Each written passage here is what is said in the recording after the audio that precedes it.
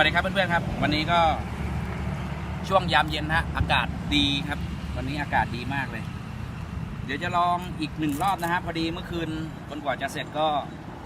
ไปmodifyมอเตอร์นะครับmodifyมอเตอร์มานิดหน่อยครับตัวหลังนะครับเดินมาดูได้ครับนี่ modifyมอเตอร์ตัวหลังมานะฮะ modify มาเล็กน้อยนะฮะให้ในชุดการออกตัวแบตก็ก้อนนี้แบตก็ไม่ค่อยจะพร้อมแล้วล่ะเดี๋ยวเปิดรีโมทก่อนโอเคแล้วเดี๋ยวยังไงเดี๋ยวจะลองดูเอาแค่ระยะสักรอบหนึ่งเอาแค่สักรอบโอเคนะฮะเบลลองเดินไปดูก่อนครับนี่ครับเดี๋ยวลองดูไปอยู่ตรงนู้นเลยเบนอยู่หลังเบลเลยครับเบลตั้งลำเรือให้ตรงนะอยู่ระหว่างตรงเดินอีกนั่นแหละ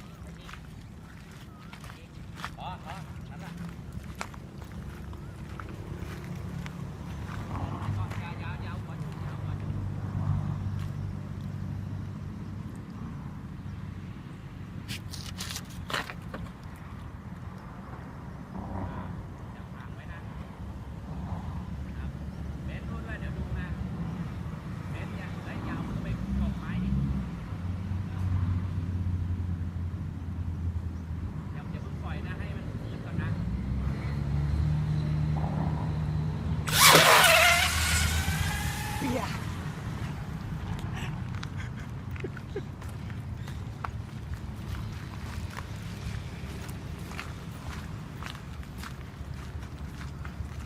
เลย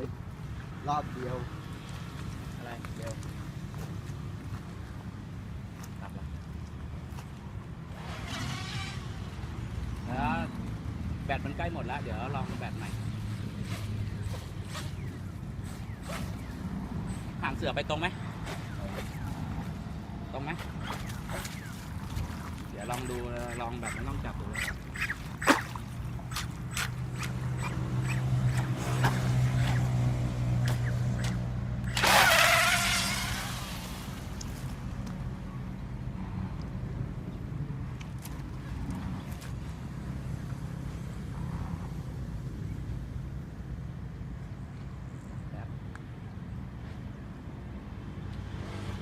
เดี๋ยวมาลองจับเรือกัน